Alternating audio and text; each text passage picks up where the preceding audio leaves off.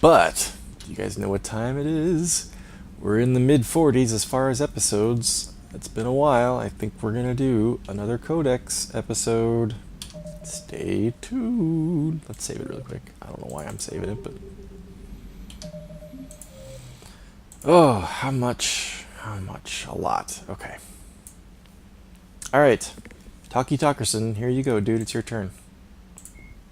Thresher moths are subterranean carnivores that spend their entire lives eating or searching for something to eat. Threshers reproduce via spores that can lie dormant for millennia, yet are robust enough to survive prolonged periods in deep space and atmospheric re-entry. As a result, thresher spores appear on many worlds, spread by previous generations of space travelers. The body of a thresher never entirely leaves the ground. Only the head and tentacles erupt from the earth to attack. In addition to physical attacks, threshers have the ability to project toxic chemicals and emit bursts of infrasound as a shockwave weapon. The Alliance first encountered threshers on the colony of Akuz in 2177. After contact was lost with the Pioneer team, Marine units were deployed to investigate. The shore parties were set upon by hungry threshers, and nearly the entire assault force was killed. Alliance forces recommend engaging threshers with vehicle-mounted heavy weapons. Yeah, this happened to us. We were the Marine unit sent to investigate. The only people to survive were me and Toombs. And Toombs eventually later died because he was captured by Cerberus. And killed himself rather than deal with the trauma, the PTSD that he was experiencing. Yeah, that's interesting. That involved us. Known associates. Admiral No. Stephen Hackett is a decorated Morden officer in the Soulless. Systems Alliance. Dr. Morden Soulless is a master geneticist and former operative for the Silurian Special Tasks Group. Dr. Soulless is well known for his work in perpetuating the genophage, a biological weapon that almost completely sterilized the Krogan species. He eventually left the STG to open a clinic on Omega, where his combat skills kept the clinic safe and operational amid Omega's lawless society. In 2185, Commander Shepard recruited Dr. Soulless to research the Collectors and the Reapers. He was a member of the Normandy crew that traveled beyond the Omega-4 relay to attack the Collectors. He survived the mission, but his current whereabouts are unknown. We know where he is. He's dead on Tachanka. Miranda Lawson is a high-ranking former Cerberus operative and a human biotic. Lawson headed Project Lazarus, the Cerberus operation that brought Commander Shepard back from the brink of death after the first Normandy was destroyed. Lawson is herself an example of the achievements possible through genetic engineering. She was created in 2150 through manipulation of her father's DNA. Her entire physical and mental composition was deliberately engineered, including a longer lifespan and a superior immune system. Lawson accompanied Commander Shepard on the maiden voyage of the Normandy SR-2 and was part of the crew responsible for the defeat of the Collectors. She has since left Cerberus. Her current whereabouts are unknown. I didn't mean to sound quite so flippant about Morden. Obviously, we miss him. And having his grave be basically the entirety of Tuchanka because his body was probably obliterated when the tower fell. Did it fall? It looked like it fell. Certainly something exploded on it. It's kind of fitting. He died redeeming himself. The alternating between large oceans and land masses covered in flora. The Solarian homeworld Surkesh is known for its humid climate and lush vegetation. As with the rainforests that once covered Earth, the planet's many forests enjoy a rich biodiversity. The Solarian desire for intellectual stimulation drove them long ago to explore every aspect of their environment, developing ways to thrive without consequences detrimental to their habitat. The areas near major cities and industrial centers are meticulously maintained, with an eye towards ensuring that sunlight penetrates to the ground level, and that established paths through the jungle are kept clear for travel. Burngrass, a soil-enriching and adaptable weed native to Surkesh, has become a major export because of its value for terraforming. That's kind of cool what they said about trying to get sunlight to the ground level. I would think that their building design allows that. I know that in the city of Chicago, where I lived for 13 years before I moved up here to the Twin Cities, the city, at least downtown, has a rule about buildings that they can't be taller than some number of stories. I forget what it is, if it's like 20 or whatever. They can't be taller than 20 stories without being stepped back from the street. So the most stories you can have right on the sidewalk, on the street, I'm saying 20, I don't know whether it's 20, it might be 10 or 6 or something like that. But after that, the building has to step back a little bit, so that, because they were worried about, when they were building up the city, they were worried that super tall buildings right up to the sidewalk, going all the way up, would turn the streets into basically canyons that would allow very little sunlight down to the street level. I haven't spent any time in New York since I was very, very little, New York City, and I've never been to LA. Been to San Francisco, but they don't have a ton of tall buildings. I've been to Toronto. I'm trying to think of other major metropolitan areas that I've been to that would compare, to see if a city that didn't have buildings step back like that would have a lack of sunlight. Maybe there are parts of New York City that are like that. I don't know. Somebody that lives there could tell me.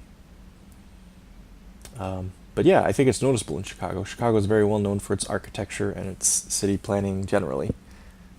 It's a beautiful downtown area. The business district, all along Grant Park, the area around the Magnificent Mile, River North area. It's just fantastic. It's a beautiful city. I love it. I'm kind of a geek when it comes to architecture, so living in Chicago was a particularly enjoyable experience. All right, Tuchanka. Tuchanka, the Krogan homeworld, boasts extreme temperatures, virulent diseases, and predatory fauna. Around 1900 BCE, the Krogan discovered atomic weapons and promptly sent their planet into a nuclear winter.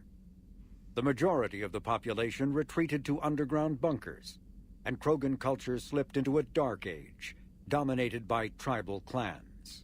In 80 CE, decades into the Rachni Wars, the Silurian Union made first contact with the primitive Krogan and initiated a cultural uplift to shape them into a modern army capable of confronting the Rachni. During this uplift, the Silurians constructed the Shroud facility on Tuchanka to shield the planet from harmful forms of solar radiation. Later, during the Krogan rebellions, reproductive rates were curtailed by the genophage, ensuring the Krogan remained a species in decline and Tuchanka a desolate wasteland. This image is of I don't remember what they call it, the Proving Grounds or something, where we did, is it the Gauntlet? They call it the Gauntlet, where we had to fight a bunch of Rachni and Varen and what was the kind of dragon looking one? Can't think of it now. Somebody will tell me in the comments. I can't remember what that other enemy is called, the beast kind of enemy, a little bit larger than Varen, but I don't remember their planet looking like that, or their sun looking like that. It looks like it's in the middle of an eclipse, which would be rather odd to get a picture right at that time. Technology, what do we got here? Biotics is the ability of rare individuals Crucible? to manipulate. The Mars archives describe a superweapon that the Alliance has named the Crucible, which exploits the technology of mass effect. Can't believe we relays. haven't read this one already, but Beyond sure. the basic principles, however, researchers know little about how the weapon actually works. One popular theory suggests that since relays can transfer matter and energy across the galaxy with little regard for distance, it may be possible to create a weapon for which range is barely a factor. Duplicating the advanced science used to build the relays has proven difficult, however. If the Crucible were completed, the challenge would become tuning the weapon to kill a Reaper halfway across the galaxy without inflicting unthinkable levels of collateral damage. What is clear is that the Crucible's construction is a massive effort, drawing resources from throughout explored space. Staggering financial costs have been disregarded in the common effort to create something, anything, that can stop the Reapers. That note about trying to kill Reapers without inflicting unthinkable levels of collateral damage is a bit of a spoiler tag. The genophage cure. It may be possible to reverse the genophage by extracting an immunity from the genetic data of a cured Krogan female. It is, we've done A it. Solarian geneticist named Malin, a former student of Dr. Morden Soulless, discovered the cure through unethical experimentation on live subjects. The complexity and durability of the genophage derives from biochemical countermeasures that the Solarians wove into the plague in an attempt to make the sterilization incurable.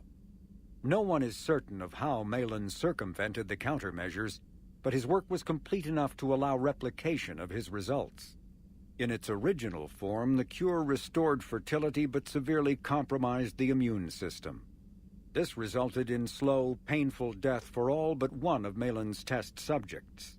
If the beneficial aspects of the cure can be isolated, a specially tailored virus could repair the affected genes in other Krogan. Indeed it did. Thank you, Malin, and thank you, Morden. Reapers?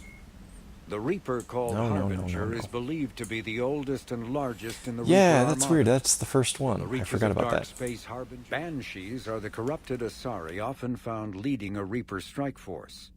The Reapers create them specifically from Asari with active or latent predispositions to becoming Ardot Yakshi, a rare neurological condition that enhances the Asari's biotic power while causing the immediate death of anyone she mates with. Lumbering as though in constant pain, the emaciated Banshees are surprisingly durable opponents. They are devastating biotics, able to hurl lethal balls of energy and create shock waves as they regenerate. What Alliance military finds most disturbing is the Banshee's ability to spawn her own warp field and seemingly teleport during combat. Although their wails have no apparent physiological effect, the psychological impact is undeniable. When Banshees die, their Ardot Yakshi genetics twist against them, causing a biotic implosion to ensure they evade capture. Okay, so we have encountered a few of those on the... What was the DLC? Oh, my mind's drawing all kinds of blanks today. The one with the asteroid... Oh, Leviathan, right. And speaking of my mind drawing blanks, the Harvester is the Reaperified version of the big dragon part of that species that earlier I was trying to think of when they talked about Tachanka. And I mentioned the Varen and the whatever the other one was. Anyway, we're about to find out, maybe.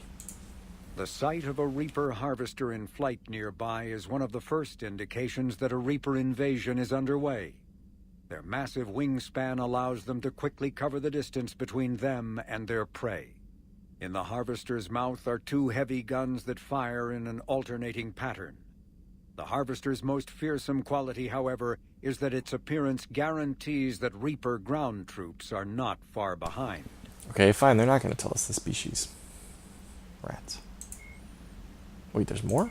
Shit. The Reaper Hang on. Harbinger is Ravager. believed to be the oldest. Ravagers are former Rachni that the Reapers have transformed into heavy artillery through a process of implantation and genetic modification. As walking organic turrets, they can sustain and inflict considerable damage. Ravagers bear egg sacs that continuously spawn swarmers. If the sacs are destroyed either during combat or upon the Ravager's death, their entire contents burst forth to charge the enemy and explode on contact. A dead Ravager expels a caustic gas and an acidic puddle. Alliance scientists have theorized that it is easiest for the Reapers to maintain control over units of Rachni genetic extraction because of the species' neurological predisposition for hive mind consensus. Okay. Weapons, armor, and equipment. The Reaper weapon, nicknamed Blackstar, is so advanced that Alliance scientists can only offer speculation about how it works. The gun appears to exploit an Element Zero core and mass effect fields to fire gravitational singularities, micro black holes, that revert to their natural lethality when they impact a solid object. Researchers theorize that the blast tears apart the strong nuclear forces that hold the target's atoms together, resulting in a localized fusion reaction in light atoms and a localized fission reaction in heavy atoms.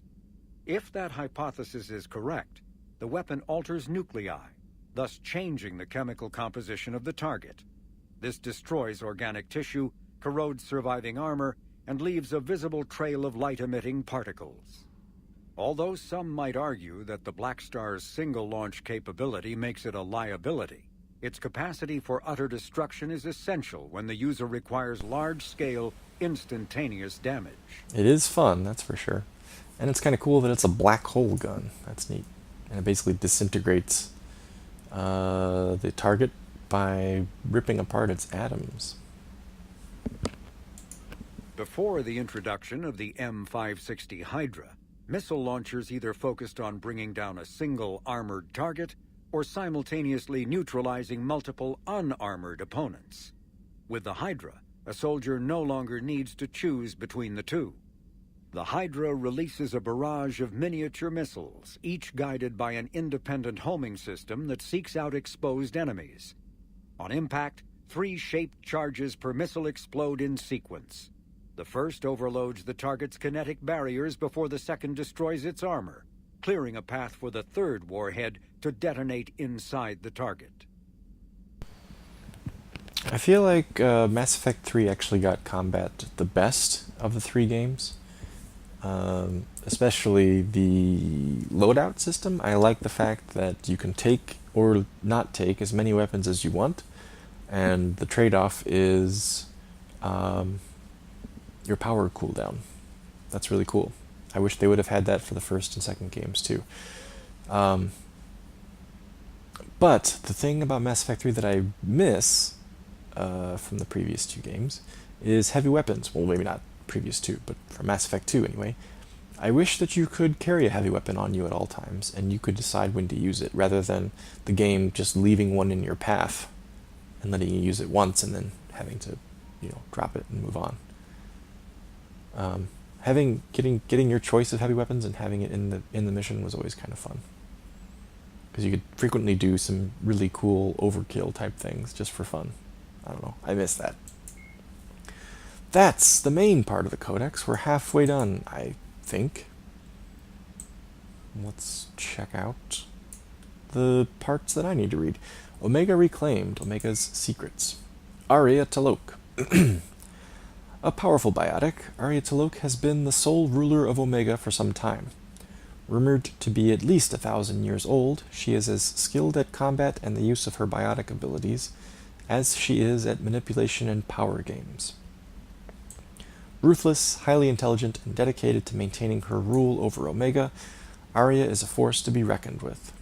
Though recent events have seen Cerberus take over Omega and send Arya into exile, there is no doubt that Arya will do everything within her power to reclaim what is hers.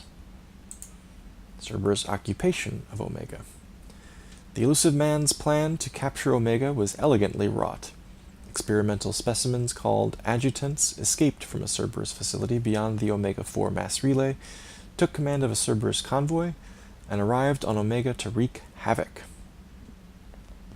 With more adjutants incoming, Cerberus reached out to Arya T'Loak, claiming it needed her to help stop its wayward test subjects.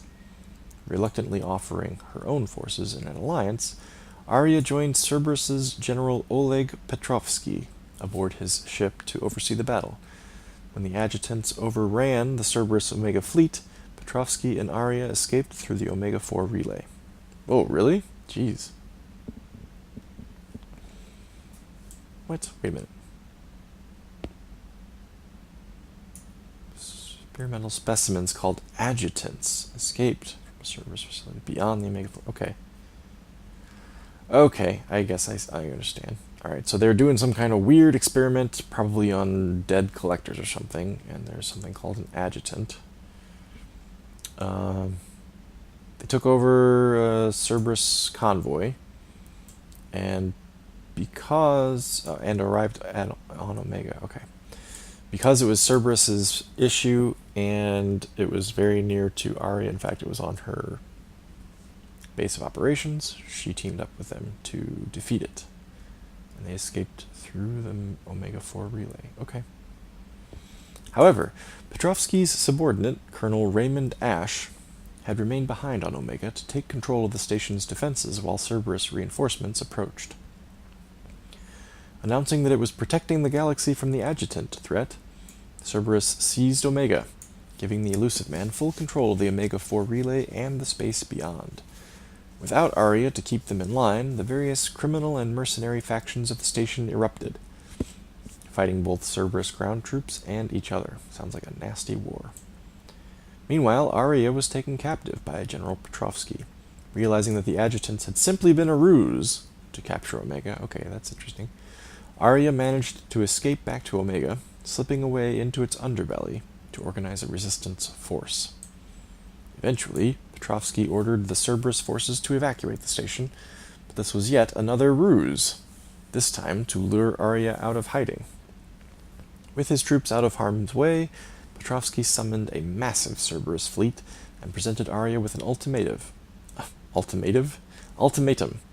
Leave Omega or lose it.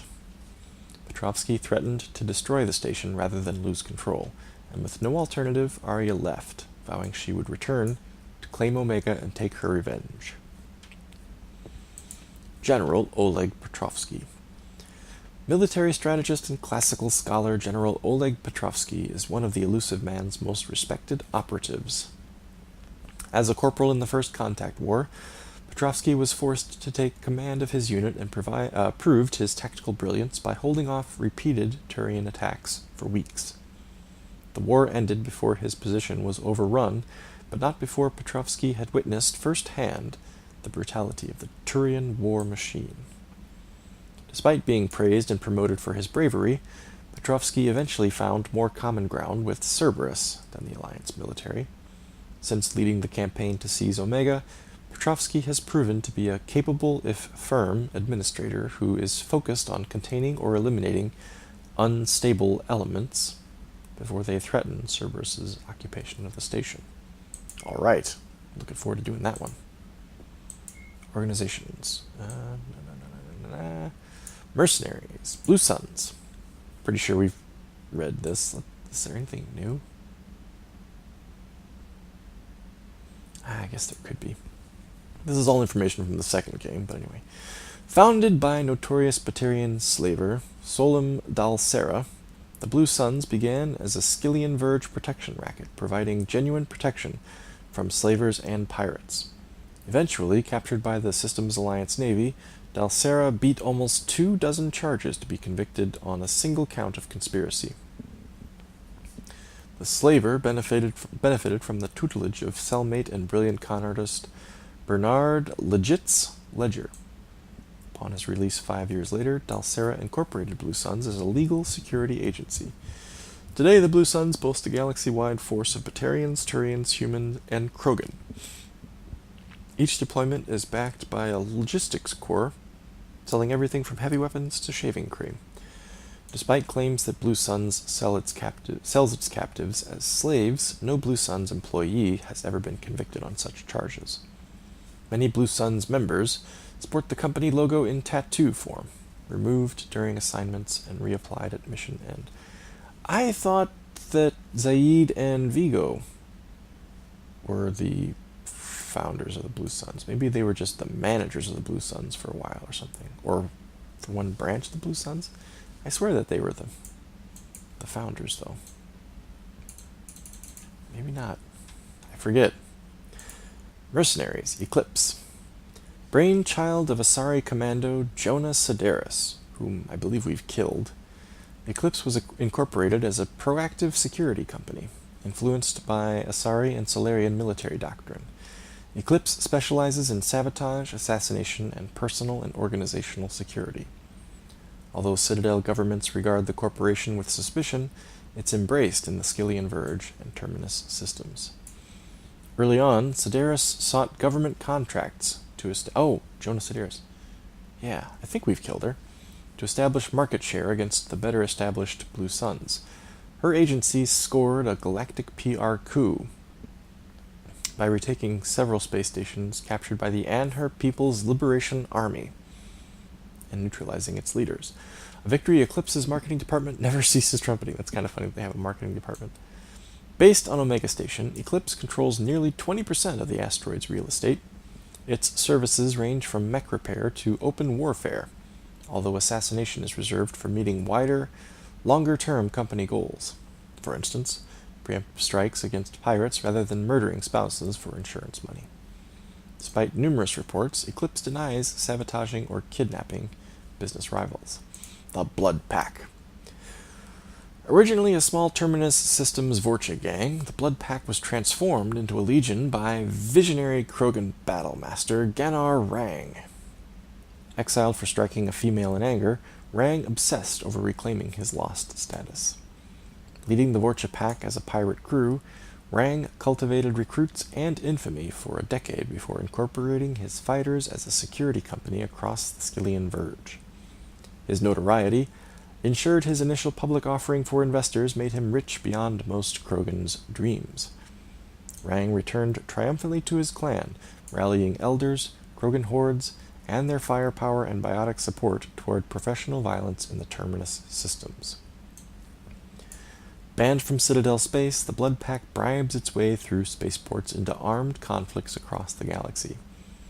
Priding themselves for accepting otherwise untouchable contracts, the Blood Pack rejects bodyguarding and security in favor of cases requiring minimal oversight and maximum violence. Technology. The Shroud. What the Krogan call the Shroud is a technological remnant of the Silurian uplift. After Tuchanka's nuclear war released tons of smoke and dust into the atmosphere, the planet temporarily cooled from global dimming, except at the poles where the albedo was lowered by soot. As clouds trapped the resulting heat, enormous swaths of permafrost melted, releasing methane captured in clathrates from previous millennia. I don't know what clathrates are. Presumably some frozen thing. This potent greenhouse gas created a runaway heat cycle that was called the nuclear summer. Without intervention, Tuchanka would have sunk into a slow but certain mass extinction. The Silurian solution was to assemble the Shroud, a perfect sun shield of trillions of tiny diffractory lenses placed at the L1 Lagrange point, the point in space where the lens's naturally stable orbit would shade the planet. Then why does it look like this is just going up into the lower atmosphere here? I always thought that this was the Shroud. This was like it was making a shell around the atmosphere. But this is way at the Lagrange point, which is way the hell out in space. Like the Earth's L1 Lagrange point is out past the orbit of the Moon. I'm confused. Pretty sure it's out past the orbit of the Moon. It's very far away, I think. Let's see. The Silurians settled on a delivery method that became known as the Shroud Towers. Oh, maybe this is going to explain it. The towers were essentially enormous coil guns that could fire a payload of lenses into space along with the equipment necessary to monitor the payload's trajectories. Many Krogan warlords enthusiastically approved of the plan, some because they believed in saving their homeworld, but most because they saw future military applications for the Shroud Towers. The Shroud was completed on schedule over the next few decades, by which time the Rachni held the warlords' full attention. The Krogan rebellions were not kind to the Shroud Towers. All but one was destroyed during the push for Krogan demilitarization. The remaining tower, often referred to as the Shroud, even though that is technically incorrect, was repurposed for cloud seeding and atmospheric repair. Okay, so that's what that is. Cloud seeding, got it. It remains on the landscape as an anachronism, a symbol of a time when Krogan and Silurians helped themselves by aiding one another. Alright, all was explained in the end. The darkness breached Leviathan's secrets. Non-council races Leviathan.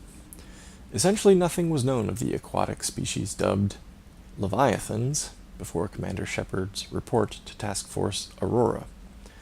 No record of their species' true name exists. No ruins are attributed to their civilization, and no influence on other races has been recorded.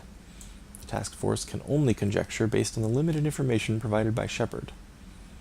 Their current world is unlikely their home world, so it is surmised that the Leviathans mastered technology and spaceflight despite their immense size and aquatic nature. Their ability to communicate with and mentally dominate land-based sapients would have been a necessary step, and so whatever homeworld the Leviathans hail from would have included a thrall species whose civilization served their purposes. Ah, interesting. Presumably their bodies can withstand both the extreme pressure of the depths and the lesser pressure of a coastal area where they might come into contact with these thralls. Transporting a creature the size of a Leviathan into space would have been a significant engineering challenge. It is likely they used EZO for ease of travel, as the Hanar do, and employed cybernetic filtration to breathe air as well as oxygenated water. It is unknown if the Leviathans have modified themselves with the equivalent of a biotic amplifier, but it seems probable. The faster-than-light communication of their pulses would require precise control, previously unknown to modern science. One can only guess at the innovations of this species, and the Leviathans are volunteering no such information. But we've got them on our side, apparently. Reapers. Harvesting. Even with all the Reaper's power, harvesting every sapient species in an entire galaxy can take decades, or even centuries. The most time-consuming part of the process is gathering DNA from the population. To accelerate the effort, the Reapers follow a consistent procedure. Victims who cooperate, surrender, or are captured by husks are sorted into camps. It is believed the husks possess receptors that allow them to analyze a victim's DNA through sight, smell, or touch. Victims that meet their standards are herded from the camps into processor ships. Those the husks deem insufficient are either turned into husks themselves or indoctrinated to serve as slave labor. It's kind of funny that it's making the husks sound like, authorities of some kind. Just trying to imagine husks walking around making decisions. It's funny. I'm sure it's not an actual cognitive decision. It's probably a instinctive, programmed kind of decision, but still interesting. The Reapers use this last option to give their victims false hope. Many captives who would otherwise fight back become docile when they see members of their own kind obey and survive. Tricky. The processor ships reduce victims to a transportable liquid. Like in a slaughterhouse, the ship's design prevents victims from seeing or hearing what happens elsewhere so that they do not panic. The victims are ushered into the locking pods, then rent apart, dissolved into paste that is flushed to storage vats. We saw that happen at the collector base. I presume it's probably the exact same system. The rate of killing is phenomenal. Intelligence estimates suggest there are more than 400 processor ships on Earth, killing approximately 1.86 million humans per day. In combination with battlefield deaths, disease, and famine, this pace will result in the complete depopulation of Earth within a decade. That's scary. As the husks and indoctrinated slaves build more slaughtering facilities, the kill rate can only increase. Reaper vulnerabilities. We're learning about some of these. Both from Leviathan and from Calros. Although clearly technologically superior to Citadel forces, the Reapers have experienced casualties in the battles across the galaxy. This indicates that, theoretically, with the right intelligence, weapons, and strategy, the Reapers could be defeated. Unlike the Mass Effect relays that they created, Reapers do not have quantum shields. Locking itself down at a quantum level would leave a Reaper unaware of its surroundings until the shielding deactivated. Instead, Reapers rely on kinetic barriers. In the case of a Reaper capital ship, these kinetic barriers can hold off the firepower of 2 dreadnoughts simultaneously, but 3 clearly causes a strain, and 4 typically results in destruction. Weapons designed to maximize heat damage, such as the Thanix series, show better results against the Reapers than pure kinetic impacts. The barriers of a Reaper destroyer are less formidable than those of a capital ship. It is possible for a single cruiser or many fighters to disable or demolish a destroyer if they can get within range before they themselves are destroyed. They are themselves destroyed. Reaper's energy sources are not infinite.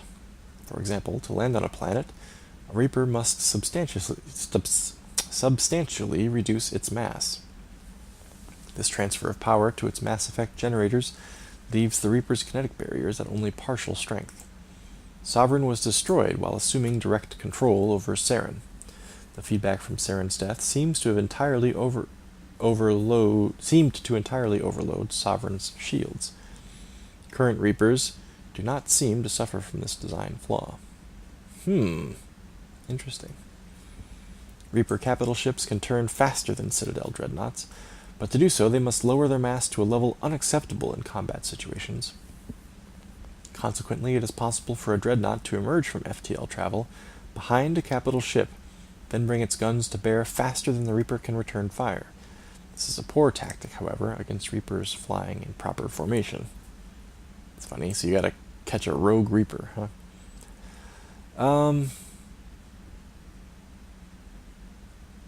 Interesting what they say about the shields.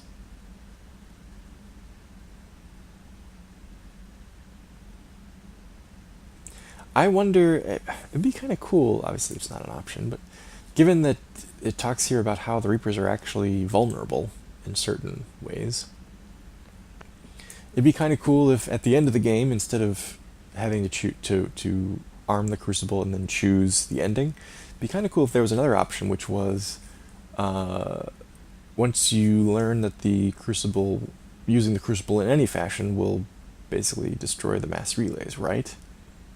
That's what we find out at the end. Spoilers for anybody who hasn't gotten there yet. It'd be kind of cool if you could then say, okay, you know what, we're not going to use the Crucible, we'll just fight this thing out and try to win it conventionally, based on what we know the Reapers to be vulnerable to. I don't know. Does it happen at the end of the game? I forget. Is it clear that we're losing and we have to use the Crucible, or we're all going to be wiped out? I feel like we start to turn the tide at some point, but maybe I'm wrong. But yeah, if you had turned the tide and we're actually being able to push the Reapers back, or even rout them in certain areas, it'd be kind of interesting if that was an option to say, you know what, we're not going to use the Crucible, we're just going to do this conventionally, it's going to take a long time, it's going to cost a lot more lives, like that would be the trade-off, right? It's going to cost a lot of lives, and it's going to take a long time. And when it's all said and done, we may just be completely devastated. But at least we'll still have the mass relays, and rebuilding afterwards would be an easier thing. Wonder what the game would be like if that was an option. Alright, check it out, dudes, we did it. We're all done. So, let's save it. Again. And, I don't know what we're going to do next.